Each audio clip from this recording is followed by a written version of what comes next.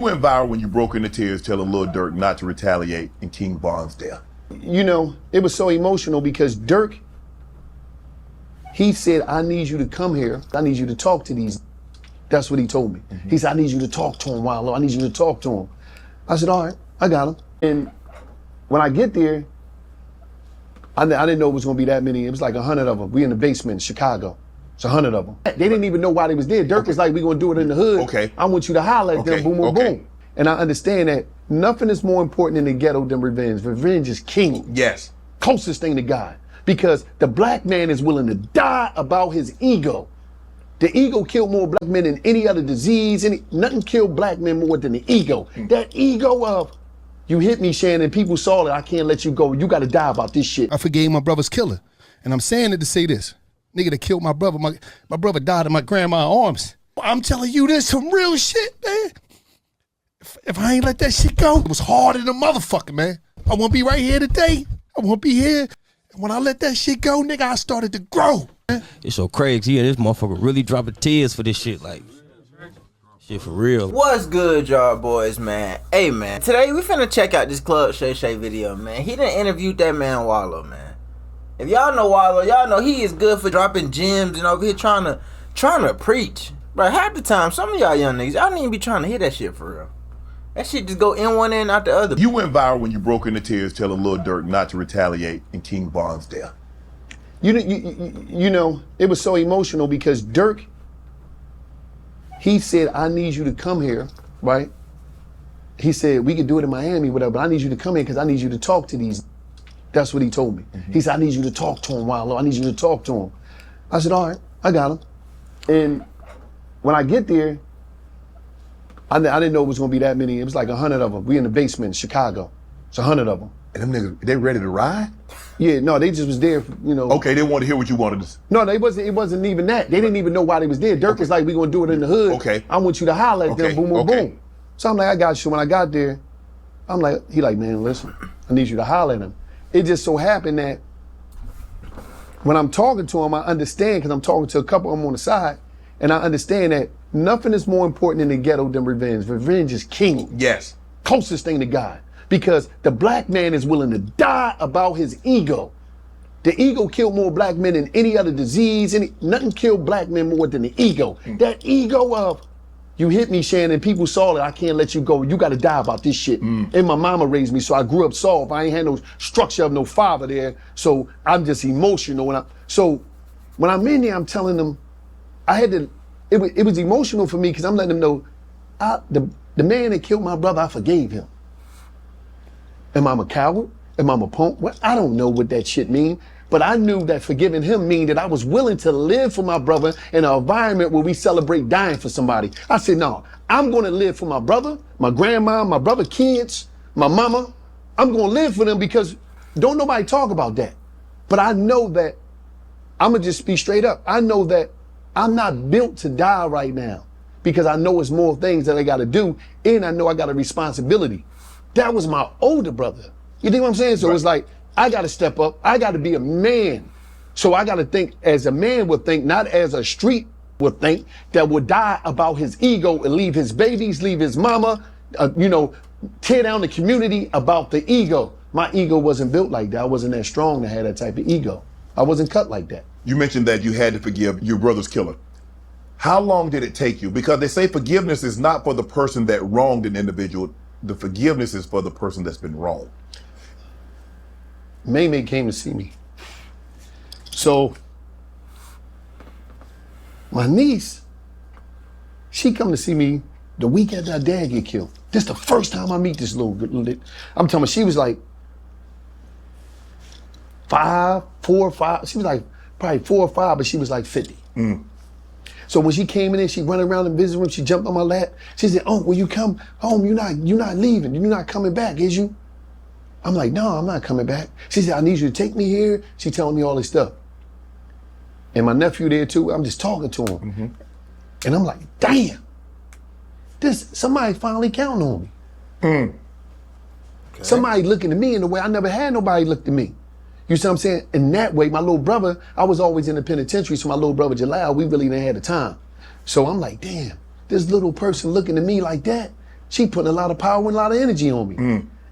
And so I already had it in my mind because I'm gonna just tell you something.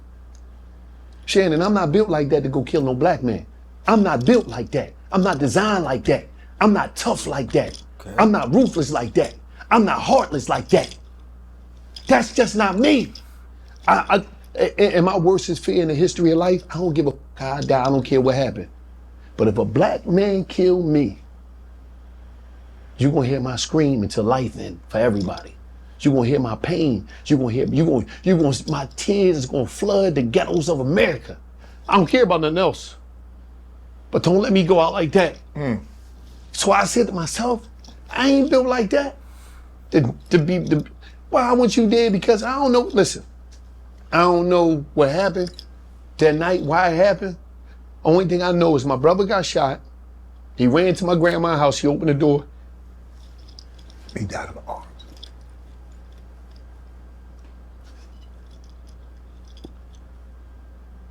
I ain't built like that to see nobody else go out like that. I ain't built like that. I ain't cut like that, Shannon. I'm just not, I ain't designed like that. Just because you hurt Nanny, I don't want to hurt your grandma. For what? If I hurt your grandma, when the shit gonna stop? It's a continuous cycle. You said that by not retaliating, it gave you the freedom to spend time with your family. When I got out of jail, right, I ain't have a lot, but I had everything. Because I remember something. Back in the day in the ghetto, we ain't had nothing, but we had each other, so we had everything. So I'm like, damn. I told her I was gonna take her to these places that I ain't even know I had to take her to them. Right. Cause I ain't know these places. I just was telling her, I'm in jail. She's like, you gonna take me in? Yeah, I know that. I'm just listening to her on the phone. I got you, I'm gonna take you there. So when I get there, I'm like, you ain't tell me this shit costs all this money. You know, I'm on a budget. I ain't know it said Five Below. I go in there, I spent $50. God damn. Yeah. They said Five Below. I'm thinking I'm gonna get a bunch of stuff for $5. Right. So she got me in there, Mom, don't be buying all that. I'm like, I got to. I just wanted to show up, not just financially. I wanted to show up mentally, emotionally. I wanted to show up for them. And that was my whole thing. So it was like, bang. That was all it was about, was living for them and being able to see them to see me, for me to be an example to my niece and nephew and them, and even for my grandma, like, boy, you could do something with yourself. Because I wanted to prove Nanny right. She always said, you special. But I'm like, special? What you mean? Why would I be special? I'm thinking she crazy, telling me I'm special. I live in the ghetto. I didn't know you could be special coming from the ghetto. Durk said, this mofo really dropping tears for this ish. Do you feel like he heard what you were saying? Do you feel like the guy, not only did they listen, because a lot of times people listen to respond, but did they listen to understand what you were saying? I hollered at a lot of them afterwards. Someone would call me. It's not about them listening, it's about conditioning. It's about environmental. You can listen to everything that I say, but a lot of time, as I'm still growing, I don't have the resources to remove you from the danger that you're up against every day. A lot of things these young brothers, they do here, they smart. A lot of them are smart. But their environment don't allow them to grow. Because I can't move out of this environment right here. And I know them dudes down them block, they want to kill me. I got to protect myself. I want to kill. So it's deep. We tell these kids a lot of things. And all we do is criticize young black male every way possible. We criticize them as much as possible, but we don't bring no resources. You know how many people make money off of just criticizing us and talking down on not just us, it's black people. Mm-hmm. But they don't got no, okay, you criticizing us. You got all these gigantic platforms. What we doing is cool, Shannon, but they got huge media platforms where they just want to tear the people down in the black community, but they ain't coming up with no solution and they ain't bringing no funding. Mm-hmm. So I can tell these young brothers this, that, and the third, but they still got to take care of their baby, and they got to figure out the only way that they know. And in order to really take somebody to another level, you got to have time, energy, and resources to deprogram them so you can reprogram them. That's a bar. The programming was hit. The dehumanization of black people by black people was strong. This is some shit that we done. It started from when a little boy is young, and he playing on the swing, and he fall, he start crying, boy, be tough, don't cry. We're taught to ignore and bury our emotions and our feelings and our vulnerability. That's not cool, that's not tough. So all that stuff right there is a real big programming that took place by us alone. So how do we come up out of that? It's gonna be deep, it's gonna take a lot. The hood lack exposure to the world. And a lot of times you don't never think about everybody that left. Mostly everybody that left, you never really see them come back because they meet other towns, they get relationships with people, and they go. Mm-hmm. They go and they see the world. They the ones that come back. They're the ones that the family count on. Call your uncle, call your aunt. She down there, she's a doctor, she's a lawyer, we gotta start educating ourselves. We put on a pedestal the criminals. American way, the American way.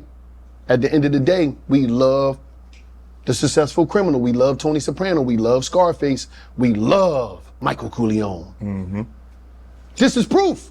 How difficult is that, Wallo? My stepfather, Hip, he was in Dallas Penitentiary in the 80s. Me and him were cellmates in Dallas Penitentiary by 1998. By 2005, me and my brother Steve were cellmates in Dallas Penitentiary. We all wound up being in that same prison. Wow. Why is it that a lot of times that you see rappers and they rap about that, and they've made money, millions, and they still go back to that culture? Why can't they let that go? Why can't they escape that one? Because in the ghetto, everything is about ego. You gotta prove to the dudes, the ops, or whoever they is, everybody wanna prove to the people that they are doing better than, that they still real. Mm. You mean you real? You just bought your mama a house. That's real enough. But people want to prove that I ain't no chump, I ain't no turkey. Listen, let me tell you something, man. You just rap some songs, right? I'm talking about you went in the studio, rap some songs. You got that publishing money. You got a bunch of money. It depends on how your deal structure. You got all that tour money. You got 10, 15 million in the bank. I think it's about time to start being a pussy, man. I think it's about time to start being a pussy.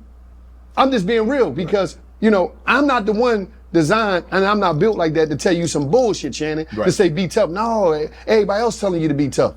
I'm not gonna tell you that. I think because all the rich people, I don't think they trying to worry about what somebody's saying about them. No. From a neighborhood that's still trying to figure out life. So I think it's cool to not be that tough no more, man. Master P said something last night on our live show. He said sometimes, man, people be trying to get you to trick off your position, like you in a great position, and they. No. A lot of people foul out. They get you to crash out. Yeah, because you told them that, look, you gonna finesse yourselves out of this position. Your family, like you got your family in a great situation, and you gonna let somebody finesse you out of it. But what did I tell you early in the interview? The ego is the number one killer of black man. It's the number one finesser out of the position. Like, Shannon, how many people say some crazy stuff about you? Just imagine if you just, if you just reacted to everything. A lot of times, it don't even be that people don't like you. It be that people can't get around you and utilize your resources and utilize you. A lot of people, you see them, you might see somebody say something on the joint. I know you got a memory. You be like, they'll see you, Shannon, what's up? You be like, why you say that stuff about me, man? No, man, I was just, no, man. A lot of people just be wanting to hug, Shannon.